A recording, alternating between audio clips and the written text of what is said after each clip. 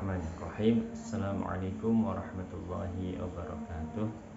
Alhamdulillahirabbil alamin. Allahumma shalli wa sallim wa barik ala sayyidina Muhammad wa ala ali sayyidina Muhammad. Subhanaka la ilma lana illa ma 'allamtana innaka antal alimul hakim. Rabbi shrah li sadri wa yassir li amri wahlul 'uqdatam min lisani yafqahu qawli. Alhamdulillah, berjumpa lagi dengan tim Khidmah Rumah Quran Al-Kautsar dalam program Tahsin Huruf Al-Quran selama bulan Rabiul Awal dalam rangka menyambut bulan lahirnya Rasul Afshahul Arab Nabi Muhammad sallallahu alaihi wasallam. Terakhir kemarin kita sudah membahas mengenai huruf yang berasal dari lisan, yaitu qaf, ya.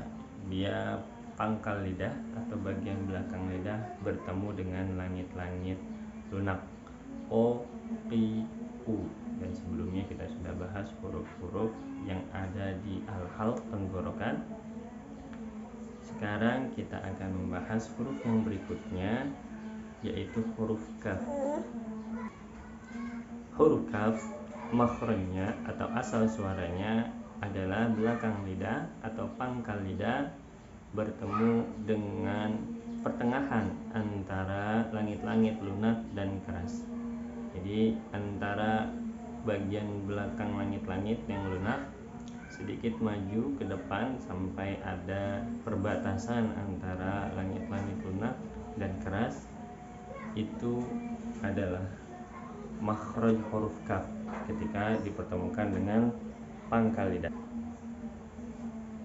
Makhraj huruf kaf hampir dekat dengan makhraj huruf qaf. Bedanya qaf pangkal lidah bertemu dengan langit-langit lunak, kaf sedikit maju ke depan pangkal lidahnya menyentuh langit-langit antara yang lunak dan yang keras. Ka, ki, ku. Beda dengan huruf qaf yang sedikit lebih ke dalam. Ko, qi, u. Ka, ki, ku. O, ka. Qi, ki. U, ku. Sifat-sifat yang dimiliki huruf kaf yang pertama adalah hams. Ketika menyebutkan huruf kaf, nafas banyak yang keluar. Ka, ki, ku. Apalagi ketika sukun. Ak, ik, uk. Perlu diketahui, membunyikan hamsnya kaf dibunyikan setelah kita mensyiddahkan huruf kaf. Ak. Jadi setelah suaranya tertahan barulah kita hamskan. Ak, ik, uk. Tidak langsung aks, tidak. Tapi disyiddahkan terlebih dahulu baru dihamskan. Artinya suaranya ditertahan dulu, ak, baru datangkan nafasnya. Ak, ik, uk disesuaikan dengan bunyi suaranya. Berikutnya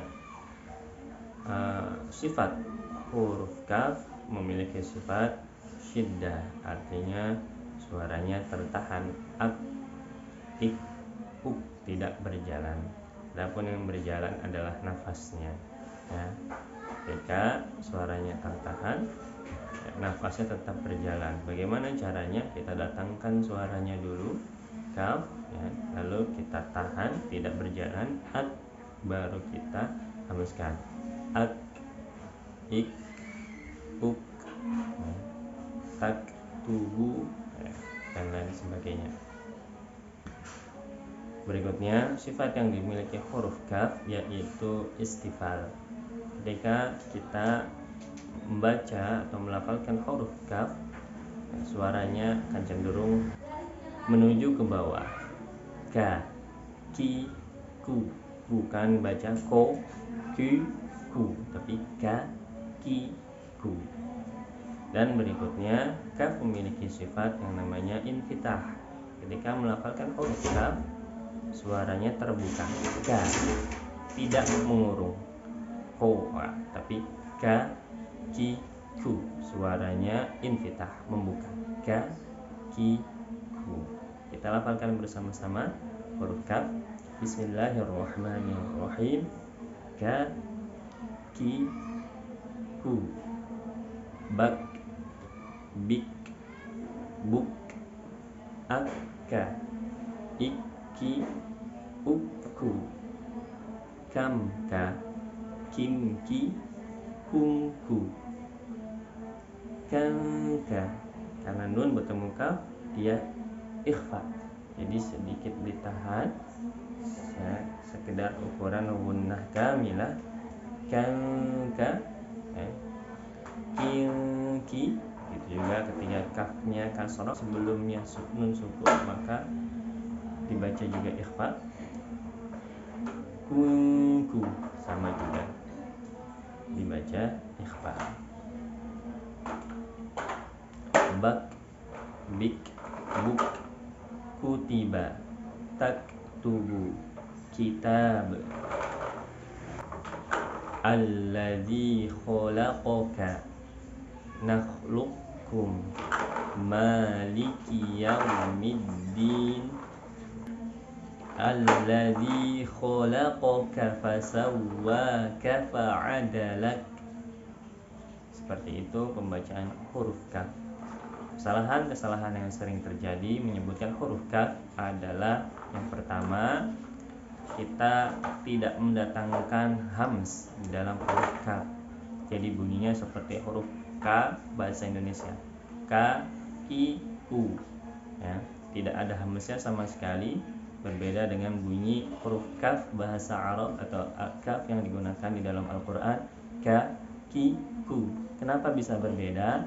Yang pertama, ketika menyebutkan huruf kaf bahasa Arab, dia meletakkan pangkal lidah di antara langit-langit lunak dan keras. Adapun ketika menyebutkan K bahasa Indonesia, kita lebih meletakkan pangkal lidah atau belakang lidah ke bagian langit-langit yang keras saja, tidak di pertengahan antara langit-langit lunak dan keras. Kenapa bunyinya K? Karena kita meletakkan pangkal lidah ke bagian langit-langit yang keras saja. Itu yang terjadi. Seharusnya kita meletakkan pangkal lidah antara langit-langit lunak dan keras. Ka, ki, ku. Itu yang pertama. Yang kedua adalah mendatangkan ketika berharokat hams yang terlalu berlebihan. Ka, ki, ku.